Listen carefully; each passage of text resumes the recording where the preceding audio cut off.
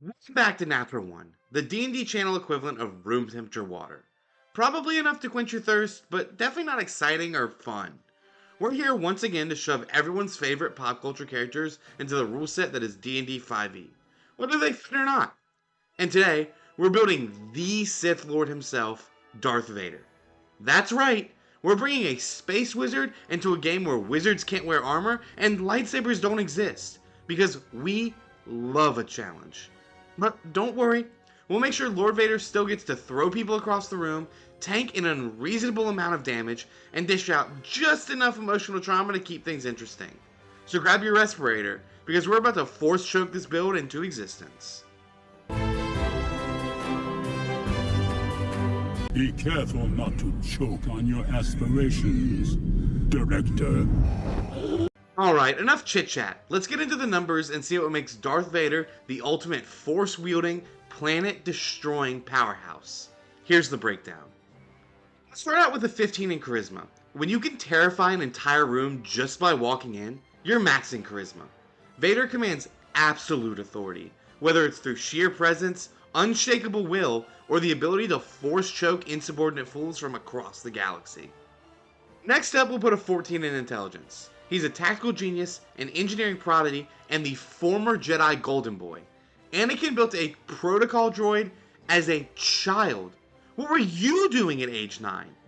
Even after turning to the dark side, Vader remains one of the Empire's sharpest minds, executing strategies that make the rebels sweat harder than Luke on Dagobah.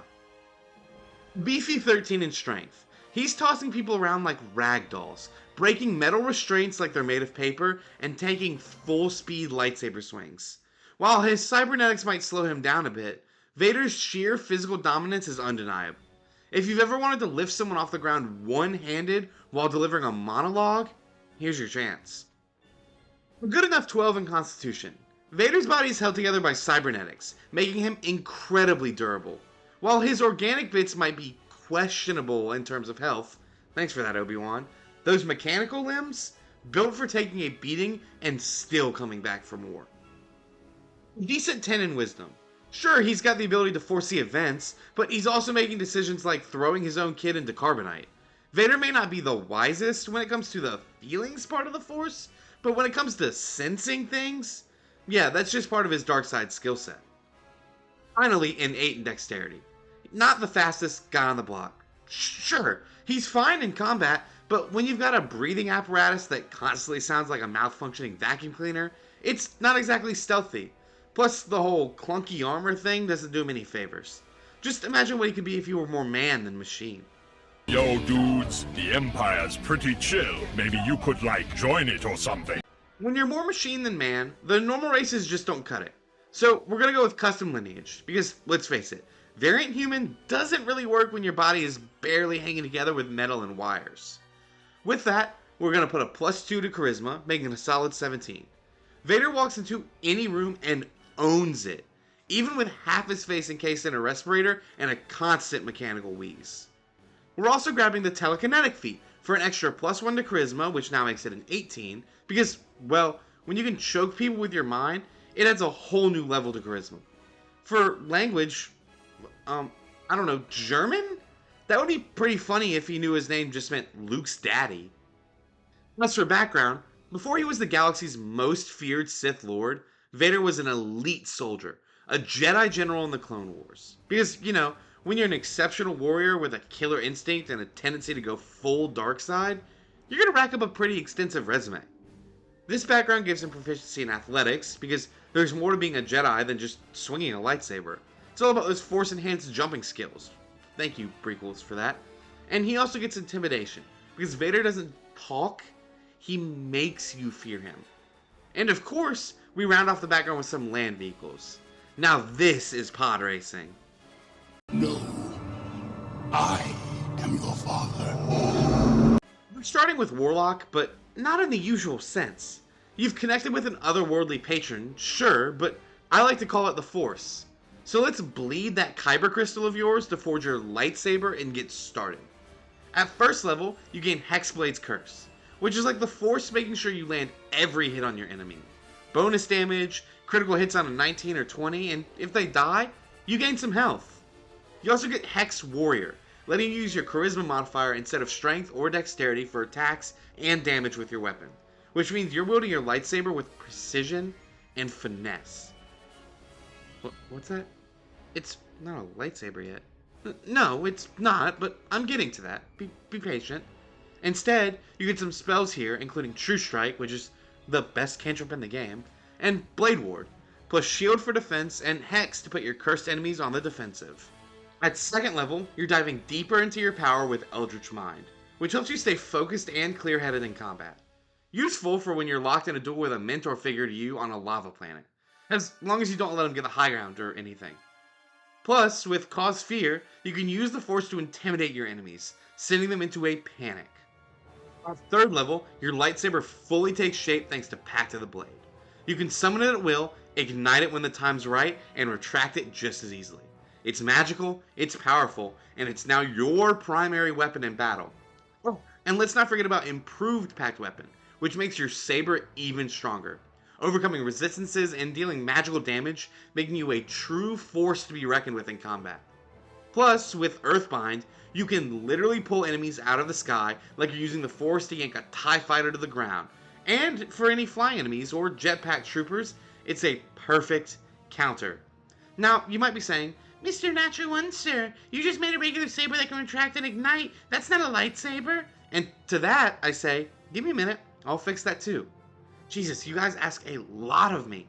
You're lucky you're subscribed so I can't get mad and end this video right here. Now, if you'll excuse me, I'm moving on to level 4. At level 4, we take our first step into Paladin, because what is a Sith Lord if not a zealous warrior devoted to an unrelenting cause? This immediately grants us Divine Sense, letting us detect celestials, fiendish, or undead presences around us. Not quite the ability to sense a disturbance in the Force, but close enough. Then there's Lay on Hands, because let's just say the dark side has ways to do things that other classes might deem unnatural. Level 5 sees us diving deeper into the Paladin class, granting us a fighting style, and of course, we're taking Blessed Warrior. Sith Lords are effectively anti-clerics, channeling a twisted form of Divine Force energy, so this fits the bill. With it, we pick up Light, because you won't stop hounding me to make the lightsaber glow, and I'm done entertaining this now. And we also get Thaumaturgy, which lets us deepen our voice to James Earl Jones levels of menace, while also dramatically slamming doors open and shut. More importantly, we gain Divine Smite, the ability to pump extra damage into our attacks with pure force. Or light if you're still on the whole lightsaber thing. On top of that, we expand our spell arsenal with Divine Favor, empowering our weapon with extra radiant damage, which we can easily reflavor as a Sith's unnatural strength. Wrathful Smite adds another layer of fear to our attacks, because making enemies cower before us is kind of the whole deal. Cure Wounds ensures we can keep pushing forward even after taking a beating, and Ceremony allows us to fully commit to lore accuracy, because of course we need a mechanic for secret Jedi senator weddings. I'm sure that's going to work out in the end. Finally, Heroism makes us immune to fear, which is fitting because a Sith Lord fears nothing. The fear is meant for everyone else. By level 6, we're fully embracing the terror of the dark side with the Oath of Conquest, a subclass designed to turn fear into a weapon. Conquering Presence lets us impose mass fears in action, forcing everyone nearby to quake in terror, which is only right for the most imposing figure in the galaxy. Guided Strike ensures that if we absolutely need to land a hit, we can add a +10 to the roll, because missing is for lesser beings. Our spell selection expands again with Command, which lets us bark out single word orders like kneel and watch enemies comply, and Armor of Agathis, which creates a chilling aura of protection that damages those fools enough to strike us. Lastly, Divine Health makes us immune to disease, which may not seem particularly flashy, but it does mean Vader doesn't have to worry about whatever alien plagues are floating around in all those space battles. At level 7, we're sticking with Paladin and finally grabbing an ability score improvement. And obviously that's going into Charisma. More Force nonsense, stronger mind tricks, and an even more commanding presence. Literally. We also pick up Compelled Duel, which forces some poor fool to focus entirely on us. Because nothing says I am inevitable like making your enemies realize they can't run. Then there's Shield of Faith, which gives us a little extra protection, because while deflecting blaster bolts with a lightsaber is cool, it's also nice to just tank the hits like they don't matter. Level 8 is where things get even nastier, because we finally get extra attack. Swinging a lightsaber once per turn? Nah, we're doubling up, and with Divine Smite, Still in the mix, every attack is a chance to ruin someone's day. And if that wasn't enough, we also get Hold Person, which is just Force Choke by another name. Stopping someone dead in their tracks with sheer willpower? Check. Watching them struggle helplessly as they realize how doomed they are? Double check. We also grab Spiritual Weapon, and yeah, normally it's a floating ghost hammer, but let's be real, this is just a bonus action thrown lightsaber attack. No concentration, free damage, and we get to style on people while it spins menacingly in the background. Then we hit level 9 and pick up Aura of Protection, which is straight up busted. Now, anyone within 10 feet of us adds our Charisma modifier to all their saving throws. Normally this is a great party buff, but let's be honest, this is really just making us even harder to take down. Flavor it however you want. Overwhelming Sith energy, raw presence warping reality, or just the fear of disappointing us keeping minions sharp. We also grab Aid, which gives a chunk of extra hit points to our allies, or incompetent stormtrooper minions, whatever you want to call them. At level 10, we hit Paladin level 7 and unlock Aura of Conquest, which cranks up the fear factor to terrifying levels. Now, anything that's frightened of us isn't just scared, it's stuck. No running, no repositioning, just standing there, paralyzed in sheer dread while slowly taking psychic damage. It's like watching someone freeze in place as they realize they've made a terrible mistake, which is exactly the vibe we're going for. Pair this with Conquering Presence, and we're now an unrelenting force of doom that turns battlefield control into a horror movie. Level 11 sees us rounding out Paladin level 8, netting another ability score improvement, which we throw into Intelligence. Why? Because strategy matters, and we need to ensure our plans are just as deadly as our lightsaber. Speaking of strategy, we also pick up Locate Object, because nothing derails an adventure quite like losing something important. Holocron missing, Sacred Artifact misplaced, Rebel Plan stolen? Boom, problem solved. Now hand it over before things get messy. I find your lack of faith disturbing. But then at level 12, we take a hard left into Warlock level 4, and you know what that means. More dark powers, more forbidden knowledge, and another ability score improvement, which goes straight into Constitution. We're getting tougher, harder to kill, and even more of an unstoppable nightmare. We also pick up Mind Sliver, because if we weren't messing with people's heads before, we sure are now. A psychic stab that weakens saving throws? Now this is where the fun begins. And then there's Suggestion, which is basically Jedi mind trick on steroids. These are not the droids you're looking for was cute, but we're way past that. We're issuing commands that stick, and people are going to listen whether they like it or not. At this point, we don't just win fights, we end them before they even begin. At level 13, we push Warlock to 5, and things get even nastier with Eldritch Smite. Because regular smites weren't enough, now we get to stack on even more damage and prone enemies with pure Eldritch Force. Knock them down, carve them up, it's the gift that keeps on giving. And since fear is the theme of the build, we grab the Fear spell as our next spell. Why settle for frightening one person when we can send an entire crowd running in sheer terror? It's mass panic, and we're the reason why. Then at level 14, we throw in a curveball, Fighter. Because while all the magic and intimidation are great, sometimes you just need raw combat skill to back it up. We snag the dueling fighting style to boost our damage, because if we're gonna swing, we're swinging hard. And Second Wind gives us a bit of extra staying power, because let's be real, we're taking hits at this point. Level 15? That's where things get truly ridiculous with Fighter level 2 and Action Surge. One turn wasn't enough? Fine. Here's another one. More attacks, more smites, more terrifying presence. It's all happening again before anyone else even gets a chance to react. We're a relentless, fear-inducing powerhouse, striking down enemies before they can even understand what's happening. Jedi, Sith, or something far worse. We're not here to play fair. At level 16, we're taking Fighter level 3, diving straight into Psy Warrior, because at this point, our mastery of fear, force, and straight-up domination needs a little telekinetic flair. Now we've got psionic power, represented by dice that fuel our mental abilities. With Protective Field, we can deflect damage with sheer willpower, which is pretty on brand for an unstoppable force of destruction. Psionic Strike lets us hurl enemies around with psychic enhanced weapon attacks, because if they're not scared of us already, getting ragdolled by invisible energy should do the trick. And telekinetic movement? Now we're just showing off. Lifting objects, moving allies, repositioning enemies, all without lifting a finger. The Force is very much with us. At level 17, we hit Fighter level 4 and grab an ability score improvement, boosting Constitution by +2, because we need the durability to keep stomping through fights without slowing down. More hit points, better survivability, and even stronger concentration saves, because nothing is worse than getting interrupted mid-domination. Then at level 18, we push Fighter to level 5, and while we don't technically get anything, I'm going to take this time to try and do a virtual Jedi mind trick. You will subscribe to the channel. You will like the video. You will buy something on our merch shop conveniently linked below. But please let me know if any of that worked. I'll be sad if it didn't. Moving on. Reaching level 19 and we're bumping Fighter to level 6, and that means another ability score improvement. Surprise, surprise! Slap that +2 into Constitution because, let's be honest, Jedi get thrown off cliffs a lot. Sometimes by Sith, sometimes by bad writing. Either way, you want the extra durability. Finally, level 20 is where we fully embrace those over-the-top force powers with Fighter to level 7 and Telekinetic Adept.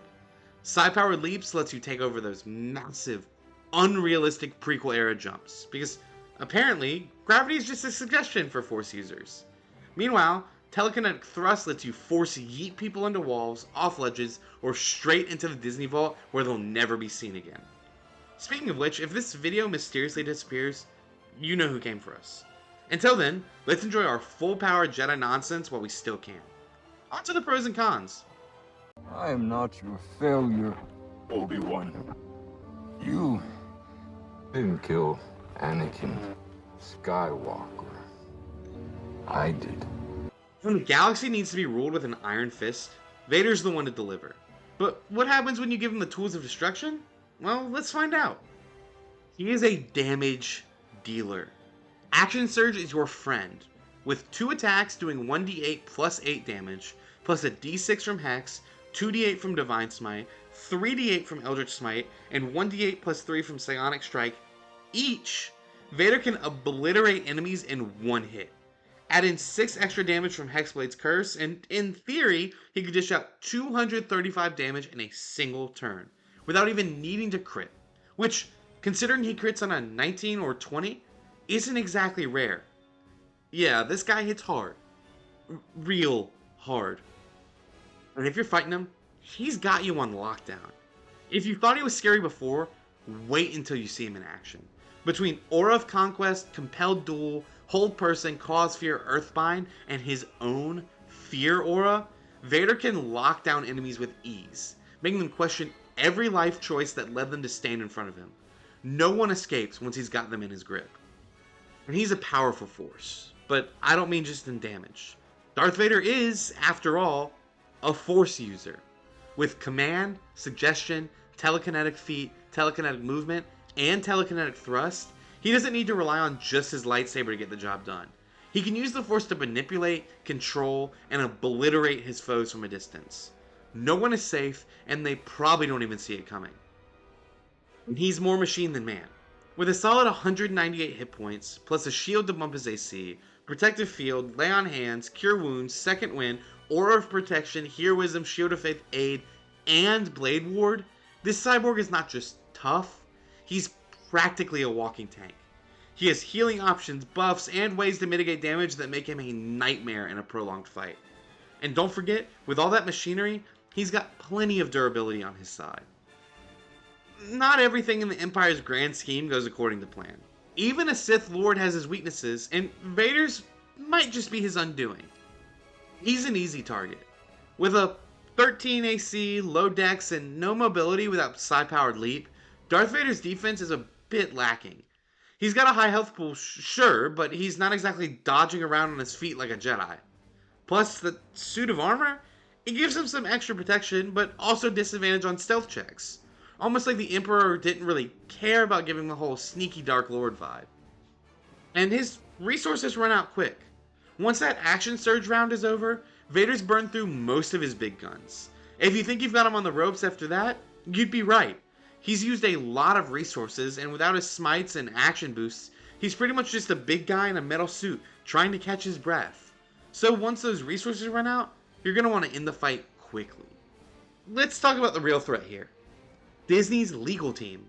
You thought Vader was bad? Oh, no. We've been walking a tightrope on the edge of a lightsaber for this one. We've already made Ahsoka, and if the House of Mouse catches wind of this video, poof, it's gone.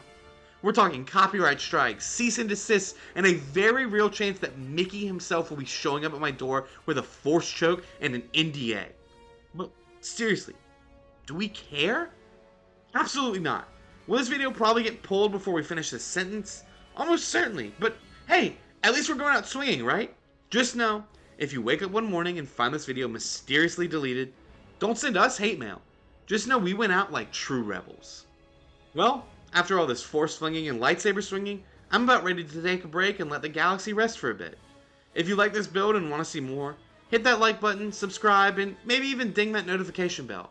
It won't explode like the Death Star, but it'll still keep you in the loop. We post a new video every week, so don't miss out on the next one. And while you're down there, feel free to drop a comment. Say hello there, or just let us know who you want to see next. Maybe throw in some Star Wars memes. We're all for it. And if you wanted this build and all the others completely for free, check out our Patreon. Until next week, may the Force be with you, and we'll catch you on the flip side. I have brought peace, freedom, justice, and security to my new empire. Your